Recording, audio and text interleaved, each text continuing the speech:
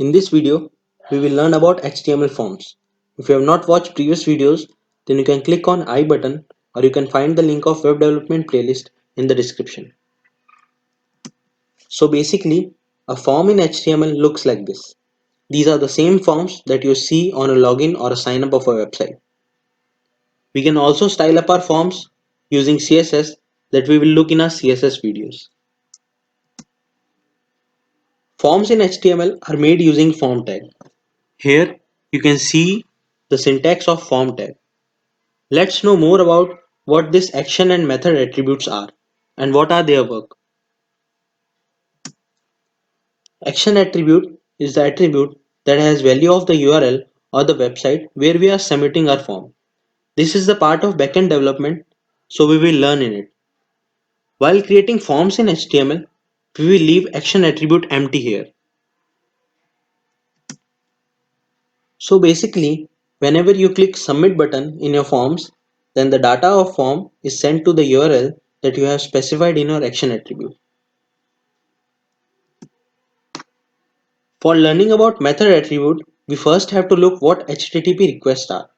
So basically, HTTP requests are a way of communicating between computers. There are two types of HTTP requests. The first one is GET request that basically gets the data from a server or fetch data from a server, and the second one is POST request that adds data to the server. For example, whenever we search for a keyword on Google, then we are using GET request because it will fetch result from Google. And whenever you sign up on a website, then we use post request so that your email, phone number, and passwords are posted on their servers so that at the time of login they can check your authentication. So in forms, we set method attribute to post because method attribute sets the type of HTTP request, and in forms we use post request. Input tag. Input tag is used to create controls for our forms. Syntax of the input tag can be seen on your screen here. Here, type is the attribute and it takes a corresponding value. And this value is the type of data that we are going to give inside a form. So you can see some examples of input tag on your screen. The first input tag is input type equals to text. This is used to take text as input in our forms. The second one is input type equals to date. It is used to take date as input. The third one is color. Input type equals to color. This is used to make color as an input. Then fourth one is input type equals to file. This is used to take file as input. And the fifth type is checkbox. It is used to mark a checkbox. So let's observe each of them in our Sublime. So we will be checking different types of input in our HTML. So first input will be input type equals to text. Let's just save our form as forms.html and check out what happens. So here you can see that a text box is created where we generally put our username, or you can say that we put our name. So it will be for username or name, and you can see that I can put here a text. So this is what input type equals to text does. And now let's just check input type equals to date and save our document and just reload this page. So here you can see that we can put and also select a calendar.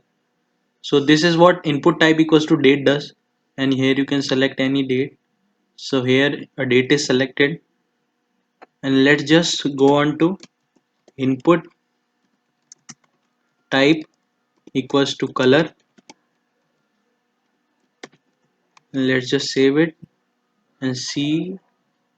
Here you can see that we can select colors basically from every range, or you can select by giving values of RGB, that is red, green and blue. We will see later this RGB pattern in CSS videos. And let's just make another input type equals to file, and save our document and reload our document here. So you can see that we can choose a file and can select anything from here.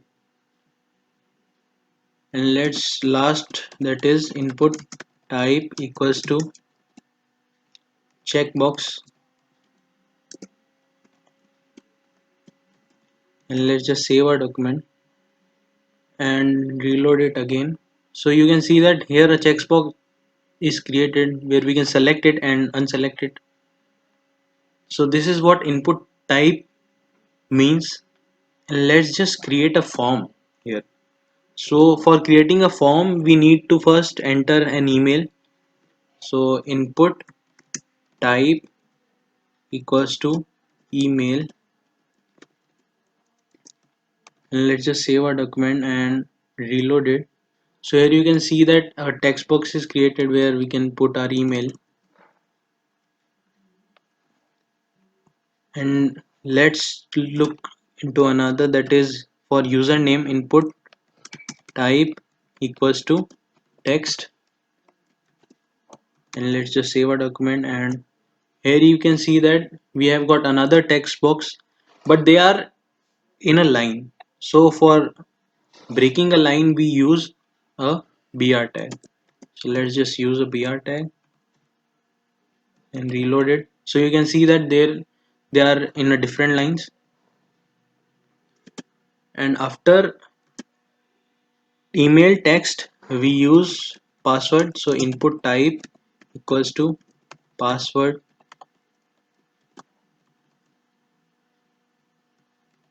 So here another box is created for password, and we can make a button, that is input type equals to submit. So a button will be created where we will click, and this button will be created here. And this all should be inside form tag, where met where method equals to post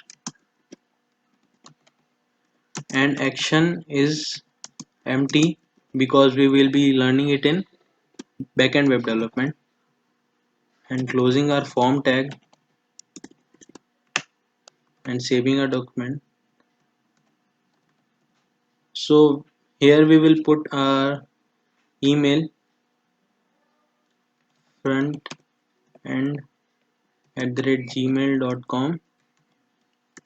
Here we will put our username, front end, and here we will put our password and click on submit. So here, as we have not specified any action attribute, so it just reloads our form. So this is a form created in an HTML. Here in this form you can see that inside the first text box there is written first name, and inside the surname text box it is written last name. These already written content inside our text box are known as placeholders. So here you can see the syntax of placeholder on your screens. So let's add some to our already created forms. So let's add placeholders in every input. So placeholder equals to, in email we will be writing email, and in text we will be writing as username, and in password we will be writing as password. So let's save our document and just open our form once again, just reload it. So here you can see that we have also created placeholders in a form, that is email, username here and password here. Labels, as you can see here, are used to create heading for each input that we are going to take in our HTML forms. So here we also have two syntax of adding labels to our forms. So let's just see how to add label in our forms. So here we will be creating forms with help of labels. So here method will be equals to post and action will be equals to hashtag, which simply means that it will reload and it will be not submitting a form to a URL, because we have not specified any URL. So Our first syntax starts with label, and after label we are giving heading, that is username. After username we will be giving input type equals to text, because as we have given our heading as username, we will be providing username, and then we will be closing our label tag. And let's just also add placeholder in it. Placeholder equals to username. And after the first label we will be giving a second label tag, and in this we will be typing email, and as the heading suggests, then input type will be email. And let's just also add a placeholder, that is email, and closing our label tag. Then another label tag, and the label will be password, and input type will be password. And let's just also add placeholder here, it will be password. And let's just close our label tag and create a submit button.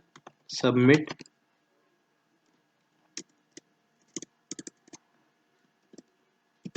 and close our form tag. And let's just save our tag. Let's just save our document and reload it here. So here you can see that we have created our headings successfully that are called as labels. So here the first heading is username, as you can see here, username, and then the input type is text. So this one is the input type equals to text, where username is the placeholder, and then there is email heading, then there is email placeholder, and then there is a text box for email, then there is password heading, then there is a text box for password, and at last the submit button. So here we will be creating our forms using second syntax of label tag, and here label tag and input tag will not be nested as we have seen earlier.